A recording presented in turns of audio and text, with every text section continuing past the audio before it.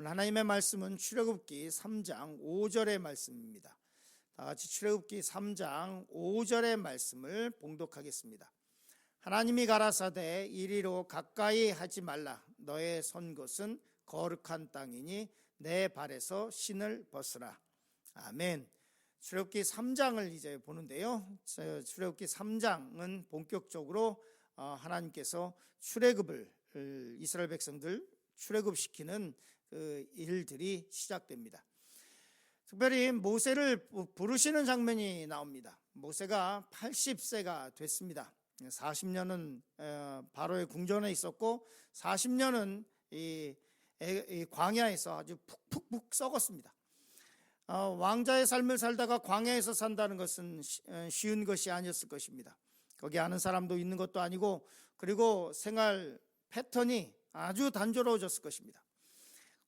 이 바로의 궁정에 있을 때는 수많은 사람들이 알아봤을 것이고, 화려한 삶이 있었을 것이고, 매일 연애가 있었을 것이고, 그리고 재밌는 일도 있었을 것이고, 먹을 것도 많았을 것이고 그랬을 것입니다. 그러나 광야 생활이라고 하는 것은 진짜로 이렇게 살다가 죽는 거 아닌가라고 하는 생각이 들 정도로 내 인생이 이렇게 끝나는 거 아닌가라는 생각을 하게 되는 그런 시간일 것입니다. 누구도 알아주는 사람도 없고, 그리고 이게 언제 끝날 줄도 모르고 그냥 이렇게 살다가 죽으면 되겠지, 이런 생각을 했을 수 있는 시간이 광야의 시간입니다. 그런데 하나님께서 모세를 부르시는 장면이 출애굽기 3장에서 시작이 됩니다. 오늘 말씀의 제목은 신을 벗으라는 말씀인데요. 첫 번째, 하나님의 산에 대해서 말씀을 나누려고 합니다. 오늘도 성경 공부를 좀 하려고 하니까요, 좀 집중해서 봐주셨으면 좋겠습니다. 출애굽기 3장 1절 말씀, 우리 서두를 같이 읽겠습니다. 같이 있습니다. 모세가 그 장인 미디안 제사장 이드로의 양무리를 치더니, 이렇게 말씀하고 있습니다. 오늘 말씀 가운데 이 모세의 장인에 대해서 말씀을 하고 있죠.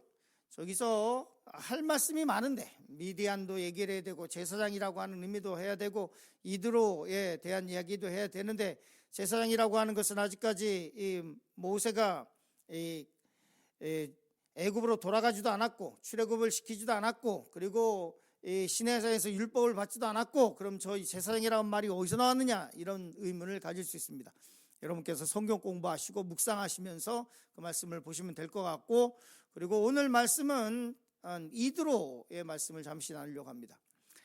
이 모세의 장인의 이름은 성경에 세 가지 다른 이름으로 나옵니다. 그래서 출애굽기 3장 1절에 보면 우리가 가장 흔하게 아는 장인의 이름은 이드로, 이렇게 알고 있습니다. 그런데 출애굽기 2장 18절, 그리고 민수기 10장 29절, 그리고 민수기 또 다른 본문에 보면 계속해서 장인의 이름을 다르게 얘기하고 있습니다. 출애굽기 2장 18절 말씀에 보면 우리 같이 읽겠습니다. 그들의 아버지 르우엘에게 이를 때 아버지가 이르되 너희가 오늘은 어찌하여 이같이 속히 돌아오느냐라고 말씀을 하고 있습니다. 이 말씀은 모세가 처음 이제 미디안으로 갔을 때, 그때 딸들이, 아들이 있었는지는 모르겠습니다만은 그 딸 7명이 있었는데, 이드로에게 그 딸들이 물을 이제 양들에게 먹이러 왔다가 모세의 도움으로 쉽게 양들에게 물을 먹이고 돌아갔을 때, 그때 그들의 아버지라고 하는 것은 이제 이드로의 딸을 얘기하고 있고, 그런데 거기에 뭐라고 말씀하고 있냐면 그들의 아버지 르우엘, 이렇게 되어 있습니다. 그러니까 이드로의 이름은, 아버지의 이름을 르우엘이라고 말하고 있습니다. 그리고 민수기 10장 29절에 보면 모세가 그 장인 미디안 사람 르우엘의 아들 호밥이라고 얘기합니다. 즉 다시 말해서 오늘 말씀은 그냥 읽으면 모세가 그 장인 미디안 사람 르우엘의 아들 호밥, 이렇게 되어 있습니다. 그러니까 이 세 가지의 이름이 나오죠. 이드로, 그리고 르우엘, 그리고 호밥, 그리고 모세의 장인 호밥이라고 얘기하기도 합니다. 왜 이렇게 이름이 세 가지이냐? 정리해서 성경학자들은 이 세 가지 나오는 이름에 대해서 이렇게 얘기하고 있습니다. 아마 르우엘이라고 하는 것은 이 대표적인 이 부족을 얘기하는 이름일 것이다 라고 얘기를 합니다. 그렇기 때문에 민수기 10장 29절에 보면 모세가 그 장인 미디안 사람 르우엘, 부족의 이름이고요. 아들 호밥이라고 이 장인의 이름에 대해서 얘기하고 있다, 이렇게 생각을 합니다. 그리고 그럼 또 이드로는 누구냐? 그 이드로는 그 당시 아마 이름을 두 가지로 썼을 가능성이 굉장히 높다, 이렇게 보고 있습니다. 그러니까 큰 문제는 아닙니다. 그 이름 가지고 뭐 이게 맞니 틀리니 할 것이 아니라 그냥 장인의 이름이 세 가지 정도가 성경에 나온다라고 생각하시면 좋을 것 같습니다.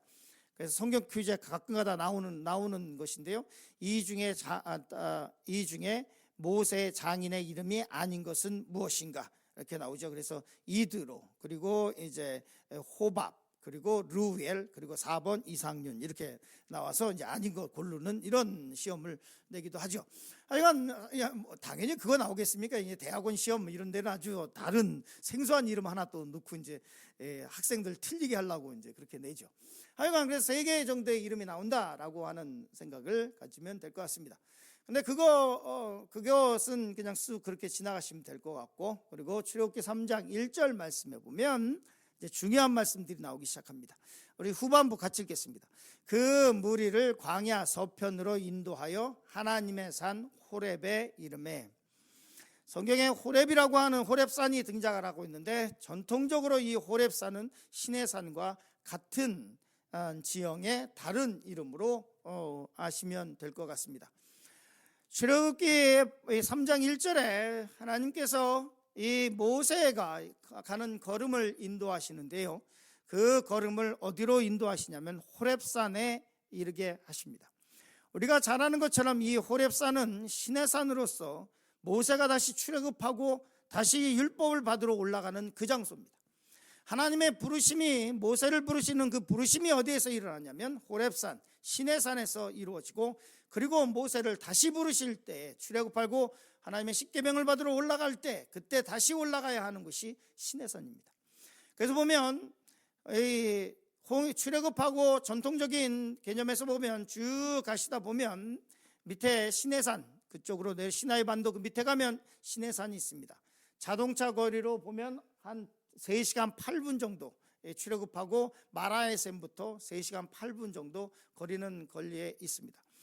우리가 성지순례 할 때는 이제 같이 가게 될 장소죠.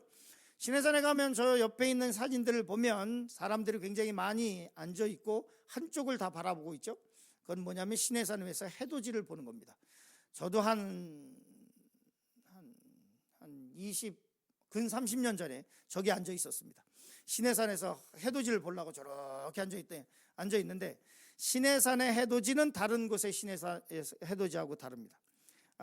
저도 나름대로 많은 산들을 올라가 보기도 하고 해봤지만, 왜냐하면 보통 해돋이가 이렇게 해가 뜨면 이 해물이라고 하죠. 이렇게 벌겋게 해서 이렇게 쑥 해서 이렇게 올라오잖아요. 그건 뭐냐면 수증기 때문에 그렇습니다. 바다에서 저 멀리 보면 거기에 있는 이 수증기나 뭐 이런 것 때문에 그 해가 뜰 때 그 주위에 벌겋게 해무리가 이렇게 지면서 쑥 올라옵니다. 근데 건조하기 때문에 거기에 이 수증기나 이런 것이 없기 때문에 시내산은 이렇게 탁구공이 올라오는 것처럼 통 올라옵니다. 이렇게 톡, 저기서 발밑에서 이렇게 톡 올라옵니다. 그러니까 그 순간을 놓치면 이렇게 졸고 있다 보면 그냥 떠 있는 이런 때가 있죠. 그것이 중요한 것이 아니라, 이 시내산이 왜 중요하냐면 이 모세를 부른 그곳에서 다시 이스라엘 백성들을 출애굽해서 이 모세는 다시 그곳으로 올라가야만 하는 것입니다. 하나님의 임재가 있었고, 하나님께서 정하셨고, 하나님의 임재를 두셨고, 그리고 거기서 시작해서 다시 모세는 그곳으로 가야만 할 운명이 있는 사람입니다. 우리는 그러면 어디에 있어야 되느냐? 하나님께서 부르시는 장소에 있어야 됩니다. 내가 있는 곳 어디에나 하나님이 계시죠. 그러나 하나님께서 부르신 곳으로 나아갈 때 하나님의 사명자의 삶을 살아갈 수 있습니다. 어떤 사람은 뒤에도 나오겠지만, 어떤 사람은 자기 마음대로 자기 생각대로 하면서 그러면서 하나님의 일을 하겠다라고 하는 사람이 있습니다. 아닙니다. 하나님의 일을 하겠다고 하는 사람은, 사명자는 그 부르심에 따라 가는 것이고, 그 부르신 장소에 서 있어야만 하는 것입니다. 모세가 그랬습니다. 하나님께서 모세를 호렙산으로 인도하시고, 거기서부터 하나님의 임재를 보여주시고, 그리고 하나님의 말씀을 모세에게 주시게 됩니다. 출애굽기 3장 2절 말씀 같이 읽겠습니다. 읽습니다. 여호와의 사자가 떨기나무 가운데에서부터 나오는 불꽃 안에서 그에게 나타나시니라. 그가 보니 떨기나무에 불이 붙었으나 그 떨기나무가 사라지지 아니하는지라. 이 떨기나무는 아무것도 아닙니다. 그냥 가시덤불에 불과합니다. 거기에 시내산에 보면 이 떨기나무일 거라고 생각하고 거기에 모세가 봤을 떨기나무라고 생각을 하고 수도원이 져 있습니다. 그리고 이 떨기나무의 뿌리는 100m까지 내려가고 거기에 샘이 하나가 있고 거기에 가시면 정통적으로 거기에 나오는 샘을 마시는 것이 기본적인 루트입니다. 저도 당연히 가서 거기에서 샘에서 물을 마시기도 했고 떨기나무 옆에서 사진도 찍었고 합니다.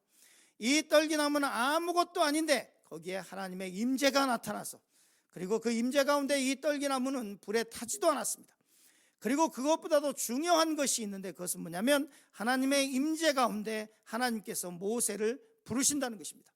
모세의 이름을 부르시기 시작을 하시는데 이것이 얼마나 중요하냐면 모세는 그 당시에 광야에 있으면서 아무도 자기를 알아주지 않는 노바디의 삶을 살았습니다. 그런데 하나님께서 그를 선택하시고 그를 부르시고 그에게 하나님의 임재를 보여주시고 하나님의 능력을 그에게 덧입히시고 출애굽이라고 하는 위대한 일을 만들어 가시는 것입니다.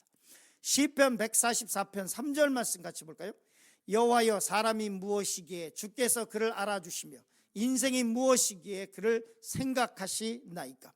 바울 사도도 고백했었던 고백이기도 하죠. 여호와여 사람이 무엇이기에 주께서 그를 알아주시며 하나님 내가 무엇이기에 나를 알아주시며 내 인생이 무엇이기에 내 인생을 생각해 주시나이까 라고 하는 고백의 말씀, 이것이 모세에게 그대로 이루어지는 장면입니다. 노바디의 삶으로 광야에 있을 때 하나님께서 모세를 부르시고 모세야 모세야 라고 부르시면서 그를 알아주시는 것. 미국 생활하면서 열심히 일하고 그냥 매일 똑같은 삶을 사는 것 같은데 그럼에도 불구하고 하나님께서 나를 알아주신다, 내 이름을 불러주신다라고 하는 것을 기억해야만 할 것입니다. 두 번째, 신을 벗으라는 말씀을 잠시 나누려고 합니다. 출애굽기 3장 4절 말씀 같이 읽겠습니다. 같이 읽습니다. 여호와께서 그가 보려고 돌이켜 오는 것을 보신지라 하나님이 떨기나무 가운데서 그를 불러 이르시되 모세야 모세야 하시매 그가 이르되 내가 여기 있나이다. 40년 동안 푹푹 썩으면서 몇 마리 안 되는 양을 돌보면서 왕자였던 사람이 광야에서 생소한 언어를 쓰면서 양 몇 마리, 그 양 몇 마리를 돌보면서 40년을 살았습니다.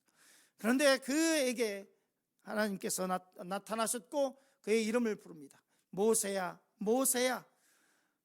누가 내 이름을 언제 이렇게 불러줬을까?